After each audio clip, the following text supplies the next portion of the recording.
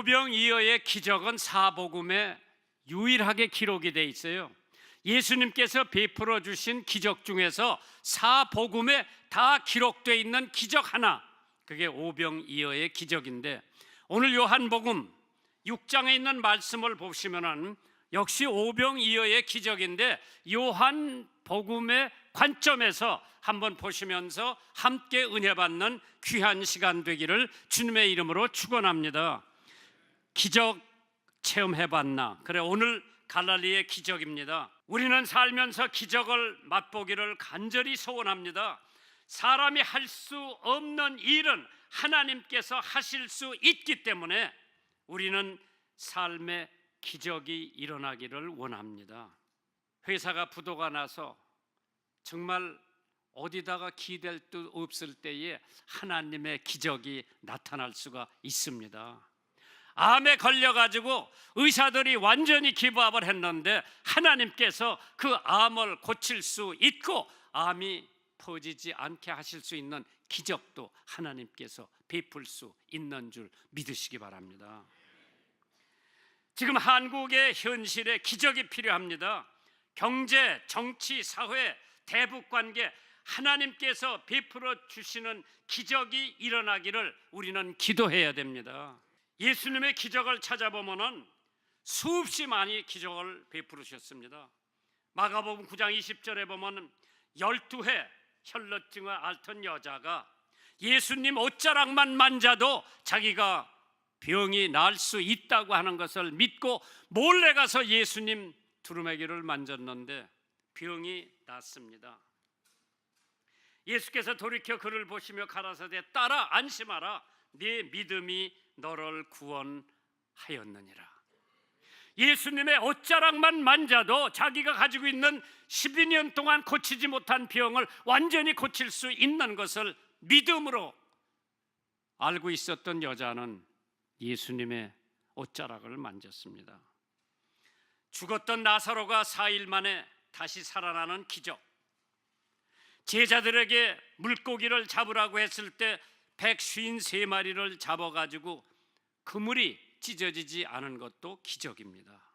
6월절에 참여 도중에 예수님의 오병이어의 기적을 행하시는 사건이 일어났습니다. 군중들은 구세주가 나타나자 자신들을 로마 식민지 생활에서 구원해 주실 거라고 하는 것을 믿고 있었습니다.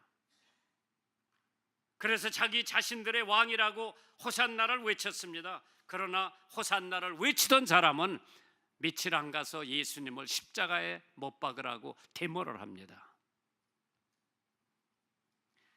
오늘 교회의 요구는 과연 보리떡과 생선인가? 그렇지 않으면 영생인가? 한 번 정도는 생각해야 됩니다.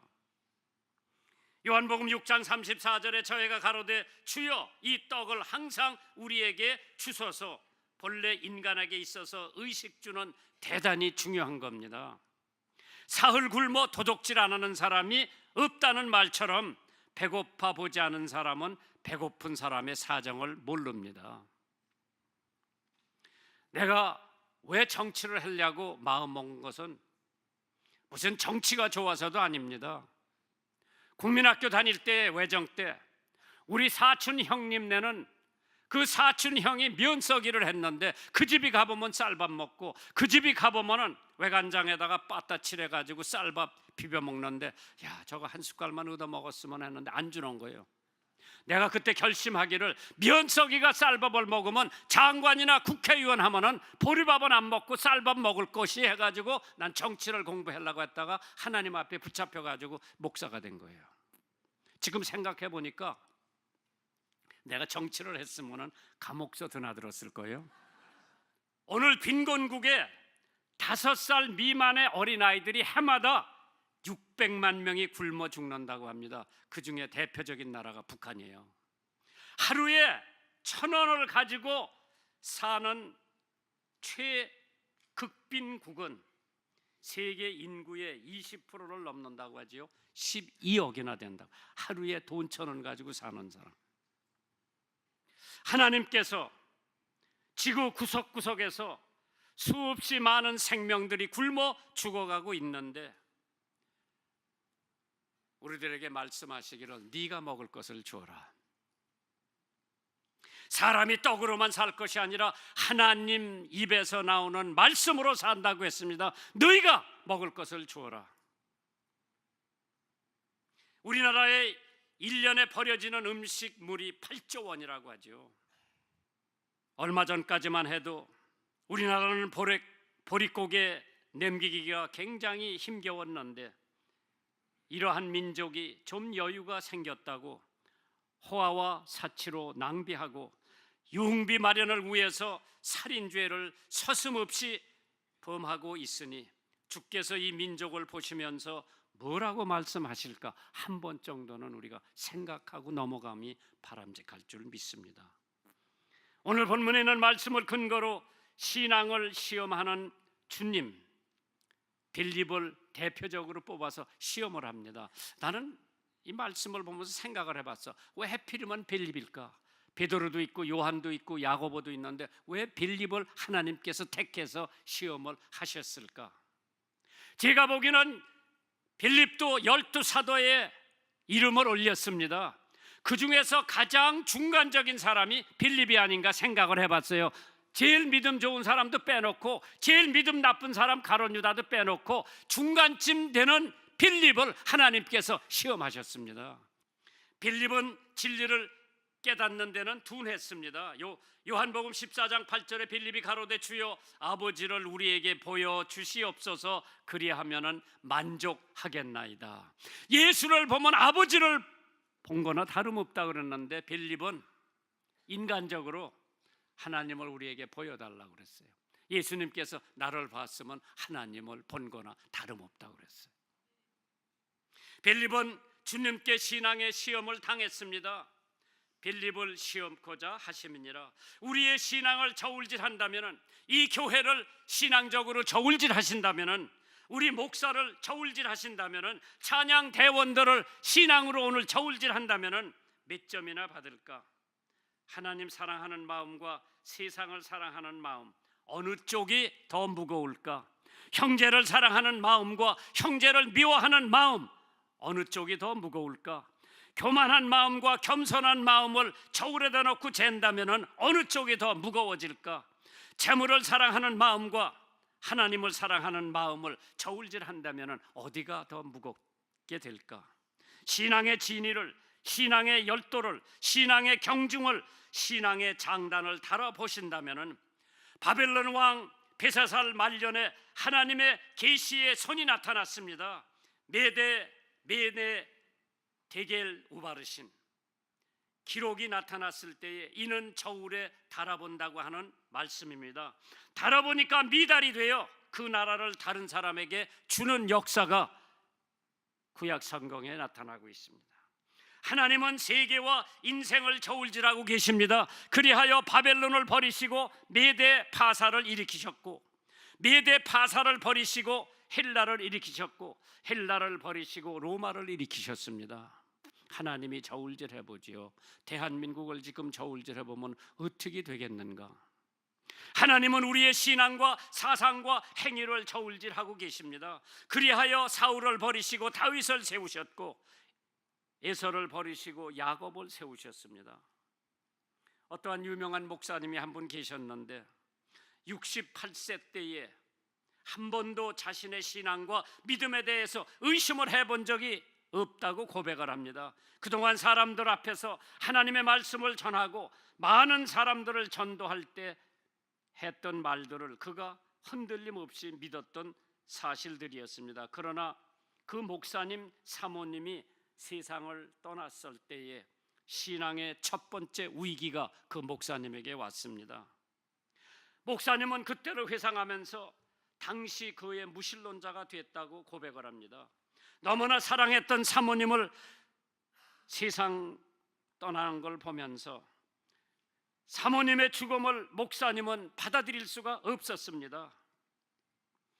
자신의 기도를 무시하시고 아내를 데려간 하나님이 자신을 경멸하는 것처럼 느껴졌다고 합니다. 그러나 며칠이 지난 후에 목사님의 신앙은 다시 원상복귀가 됩니다. 이 땅에 사람은 모두 죽을 수밖에 없구나. 누구도 예외는 있을 수 없다는 사실을 깨닫게 됩니다. 목사님은 신앙의 위기로 고민하는 사람들에게 이렇게 조언을 합니다. 그리스도를 따라가십시오. 마귀의 유혹에 빠져도 절망할 필요는 없습니다. 단지 두 눈을 그리스도에게서 떼지만 않는다면 여러분도 꼭 저처럼 시험에서 벗어날 수가 있게 됩니다. 그러면서 고린도전서 10장 13절에 사람이 감당할 시험 밖에는 너에게 감당할 것이 없나니 오직 하나님은 미쁘사 너희가 감당치 못할 시험 당함을 허락지 아니하시고 시험 당할 때 즈음에 또한 피할 길을 내사 너희로 능히 감당케 하신다고 했습니다. 오늘 어떤 사람은 자기 본의 아니게 구치소나 교도소에 들어가 있는 사람, 억울하게 들어가 있는 사람 저 많이 봤습니다. 그러나 그것을 참고 그 시험을 이기면은 반드시 하나님께서 길을 열어 주실 줄 믿으시기를 바랍니다. 두 번째로 빌립은 그 문제를 인간적으로 해결하려고 노력을 해봅니다. 요한복음 6장 7절에 빌립이 대답하되 각 사람으로 조금씩 받게 할지라도 200데나리온의 떡이 부족하리이다. 아직 신앙에 성숙되지 못한 것 같이 느껴집니다. 주님을 따라다니면서 눈으로 보고 듣고 체험한 기적은 얼마나 많은지 빌립은 인지를 했을 겁니다. 물이 포도주로 되는 것도 체험했을 거고, 병자들이 기적적으로 고침을 받는 것도 체험을 했고, 죽었던 사람이 살아나는 것도 봤고, 귀신 들린 자가 깨끗해지는 것도 체험을 한 빌립이 이 문제 하나를 놓고 하나님의 믿음으로 해결하려고 하지 않고 자기 인간의 이성으로 해결하려고 하다가 실패를 봅니다. 주님께서 신앙 즉 믿음의 질문하셨는데 빌립은 그의 지식에서 답변을 합니다. 믿음의 질문은 믿음으로 답변을 해야지 교회가 언제 돈 쌓아놓고 교회를 짓는 하나님의 사업을 한 적이 없습니다. 믿음으로 하는 것이 곧 하나님의 일입니다. 우리가 현대 생활을 하면서 신앙이 없으니 금력과 인력으로 해결하려고 하고 타산한 200냥으로 부족하다 부정적인 사고방식, 안드레는 신앙안을 가지고 왔어요. 오병이어를 주님께 드립니다. 긍정적인 사고, 신앙 행동, 직적인 행동 다 부정적으로 하면은 일이 안 되지만은 긍정적으로 생각하고 믿음으로 하나님을 의지하면 만사가 형통하다 그랬죠. 우리가 현대 생활을 인간 지식으로 고찰하면 흑암과 어려움 뿐이지만은 신앙적으로 반사하면 광명이요 기쁨이 되는 것입니다. 우리가 전염병자에게 신방 갈 때에 인간 지식으로 부정적 사고를 하면은 불안하고 신앙으로 사료하면 안심이 됩니다. 제가 처음 여기 나와서 목회할 때는 그치기 폐병 환자가 그렇게 많아. 저 충청남도 보령군에 가서 부흥회를 하는데 겨울개요. 기도받으러 찾아온 사람들은 다 폐병 환자예요. 피를 각혈하면서 나한테 기도받으러 오는 거예요. 목사니까 그 일 하지 다른 사람은 도망갈 거예요. 그때 이제 교인 방에서 자는데 우묵에다가 숭늉을 한 대접 갖다 놨는데 자고 일어나니까 꽁꽁 얼었어. 참 살기 힘들었을 때예요. 군불만 저녁에 조금 되고 아침 낮이니까 새벽이니까 그냥 다 꽁꽁 얼어 붙더라고. 그런데 기도받으러 찾아오는 분들은 다 폐병 환자예요. 내 앞에서 각혈을 하고 손수건에 피를 받아야만 되는 상황 속에서 열심히 기도해주고, 야, 내가 혹시 폐병 걸리지 않을까 생각해봤을까 안 해봤을까? 하나님께서 내게 능력 주시는 자 안에서 내가 모든 것을 할 수 있느니라. 우리가 직면하고 있는 실직, 경제 문제, 부도 등 비판적으로만 보지 말고 낙관적으로 볼 때 좋은 일이 일어날 줄 믿으시면 아멘 하시기 바랍니다. 왜? 믿는 사람에게는 거기 하나님의 섭리가 들어있는 줄 믿으시면 아멘 하시기 바랍니다. 루터가 밤이 되면 이렇게 기도했다고 하죠. 하나님, 이 세상이 제 세상입니까? 당신의 세상입니다. 저의 교회가 제 교회입니까? 당신의 교회입니다. 당신의 세상이고 당신의 교회에 오니 제발 당신이 돌아보시기를 원합니다. 저는 피곤하기 때문에 제 잠자리에 들려고 합니다. 하나님께 모든 것을 맡깁니다. 안녕히 계십시오. 내일 아침에 다시 뵙겠습니다. 이게 마틴 루터의 기도였다고 합니다. 우리는 한계에 부닥친 후에 인간적인 계산이 얼마나 부질없는가를 절감할 때가 종종 있습니다. 유명한 설교가 찰스 스퍼전이 인간이 하나님 앞에서 할 일을 계산적인 믿음을 가지는 것이 아니라 절대적인 믿음을 가지는 것이다. 계산은 하나님께서 하신다고 했습니다. 시편 55편 22절에 내 짐을 여호와께 맡겨버리라. 너를 붙드시고 의인의 요동함을 영영히 허락지 아니하시는도다. 하나님은 어린아이의 헌물을 축복해 주십니다. 생각해 보세요. 요한복음 6장 9절에 여기 한 아이가 있어 보리떡 5개와 물고기 2마리를 가졌나이다. 그러나 그것이 이 많은 사람에게 얼마나 되겠사옵나이까. 이 다 우리들의 생각이에요. 보리떡 5개, 물고기 2마리가 5,000명의 남자들이 모였는데 그거 가지고는 간의 기별도 안 갑니다. 그러나 그걸 주님 앞에 바칩니다. 주는 것이 받는 것보다 복되다고 한 누가복음 6장 38절에 주라 그리하면 너에게 줄 것이니 곧 후이되어 누르고 흔들어 넘치도록 하여 너에게 안겨주리라. 너의 헤아리는 그 헤아림으로 너희도 헤아림을 도로 받을 것이라고 했습니다. 어린아이 자기 도시락이에요. 그 어린아이 도시락을 안드레한테 갖고 와서 안드레가 예수님에게 보리떡 5덩어리 물고기 2마리가 있는데 이거 가지고 되겠습니까? 로마서 12장 1절 2절에 보면 그러므로 형제들아 내가 하나님의 모든 자비하심으로 너희를 권하노니 너의 몸을 하나님이 기뻐하시는 거룩한 산 제사로 드리라고 그랬습니다. 그 어린아이 가진 전체, 제가 그 어린아이였다면 안드레가 그거 내놓으라고 그럴 때 보리떡 하나는 내놨을 거예요. 물고기 반쪽은 내가 먹으려고 내놨을 거예요. 왜? 아나니아 삽비라도 땅을 팔고 절반만 갖다 바쳤어요. 이 어린아이가 순진한 마음에 나도 먹어야지, 우리 엄마가 싸준 도시락이요, 보리떡 하나 물고기 반만 잘라서 자기가 가지고 있을 수도 있는데 그 몽땅 내놨어. 축복이 거기서 일어나는 거예요. 몽땅 내놨어. 예수님께서 그거 가져오라고 그랬죠. 예수님은 과부의 동전 헌금을 칭찬하셨죠. 자기 전부를 바쳤다고 그랬어요. 하나님이 언제 역사하시느냐? 내 몸을 전부 바칠 때, 내 생각을 전부 바칠 때, 내가 가지고 있는 모든 것이 다 하나님의 것이라고 하는 것을 인정할 때에 하나님께서 넘치는 축복을 부어 주실 줄 믿으시면 아멘 하시기 바랍니다. 불란서 어느 교회의 한 주일학교를 택해서 선교의 날로 정해놓고 예배를 드리고 헌금을 합니다. 그 순서 중에 선교 헌금 드리는 시간이 있었는데 앞을 보지 못하는 시각장애인이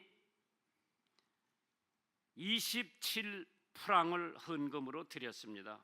예배가 끝난 뒤에 목사님이 그 부인을 불러 조용히 물어봤습니다. 생활해 나가시기도 어려우실 텐데 어떻게 그렇게 많은 헌금을 드렸습니까? 부인은 미소를 지면서 이렇게 대답을 합니다. 물론 제게는 많은 액수입니다. 그렇지만 많이 드렸다고 여기지는 않습니다. 왜냐하면 저는 다른 사람들이 전략하지 못하는 것을 전략하기 때문입니다. 예, 그게 무슨 말씀입니까? 목사님이 물어봅니다. 사람들은 저녁이 되면 등잔불을 켜는데 한 달에 27프랑이 든답니다. 그렇지만 저는 앞을 보지 못하기 때문에 등잔불을 켤 필요가 없어서 한 달에 27프랑이 전략되는 거지요. 제가 드리는 헌금은 순전히 하나님께서 베풀어 주신 데 대한 보답일 뿐입니다. 그렇기 때문에 앞으로도 이 헌금은 계속 될 겁니다. 우리가 갖고 누리는 모든 것은 하나님으로부터 온 하나님의 선물입니다. 이것을 본래 주인에게 드리는 것은 너무도 당연한 일이라고 고백을 합니다. 우리에게 있는 것도 그대로 바치자. 마태복음 6장 25절에 그러므로 내가 너희에게 이르노니 목숨을 위하여 무엇을 먹을까 무엇을 마실까 몸을 위하여 무엇을 입을까 염려하지 말라. 목숨이 음식보다 중하지 아니하며 몸이 의복보다 중하지 아니하냐. 공중의 새를 보라. 심지도 않고 거두지도 않고 창고에 모아 들이지도 않아도 너의 천부께서 기르시나니 너희는 이것들보다 귀하지 아니하냐. 어떤 사람은 아들을 1억이 생기면은 헌금 많이 할게요. 그러나 내가 뭐라고 대답하는 건 1억 생길 때까지 기다리지 말고 지금 있는 거 가지고 조금 헌금하라고 그러네. 우리에게 있는 재간도 주님께 아낌없이 바쳐. 지식도 금전도 명예도 권세도 자녀도 건강도 시간도 주님께 아낌없이 바칠 때에 하나님께서 그 이상으로 우리에게 축복을 내려주시는 줄 믿으시기 바랍니다. 아무리 작고 무가치한 것도 주님 손에 들어가면 모세의 지팡이의 역할을 할 수 있고 다윗의 불매의 역할을 할 수 있고 삼손의 마른 뼈다구 역할도 할 수 있습니다. 어떤 어린아이가 영국의 얘기요. 5살 배기가 돈 1페니 헌금을 하면서 목사님에게 꼭 성경을 사서 인도에 보내달라고 부탁을 합니다. 이것은 그냥 우습게 지나갈 수 있는 작은 것이 아니었습니다. 그러나 5살 된 소년의 뜻을 귀중하게 여긴 교회 목사님이 돈을 조금 더 보태어서 아주 작은 신약 성경 한 권을 샀습니다. 그리고 그 성경에 소년의 이름을 사인한 뒤에 인도로 보냈습니다. 선교사를 통해서. 많은 시간이 지났습니다. 소년도 그 일을 잊고 목사님도 잊어버렸습니다. 20년 후에 이 목사님이 인도에 들려 어떤 마을을 방문하게 되었을 때에 그 마을에 많은 사람들이 예수님을 믿고 진지하게 신앙생활을 하고 있는 모습을 보면서 여러 가지 질문을 해봤습니다. 어떻게 이 마을이 이렇게 복음이 전파돼서 이렇게 많은 사람들이 예수를 믿느냐고 물어봤습니다. 그때 뜻밖의 한 선교사가 이 마을을 찾아와서 작은 신약 성경 한 권을 건넨 것이 그 마을의 복음화의 기초가 되었다고 하는 놀라운 소식을 접했습니다. 그러면서 그 성경을 가져왔습니다. 다 떨어지고 남루한 자그마한 성경, 신약 성경의 마지막 표지에 20년 전 자기 교회 5살 된 어린 소년의 사인이 그대로 남아 있는 것을 발견할 수가 있었다고 합니다. 하나님 나라의 위대한 역사는, 복음의 위대한 역사는 트럼펫을 울리면서, 나팔을 울리면서 거창하게 선전으로 시작하지 않습니다. 작은 계자씨 하나, 우리가 있는 것 그대로 드릴 때에 그것을 통해서 가장 놀라운 역사하시는 분이 바로 여러분과 제가 믿는 하나님이신 줄 믿으시면 아멘 하세요. 계자씨만한 믿음, 작은 것 하나 하나님께서 잊어버리지 않고 생각하십니다.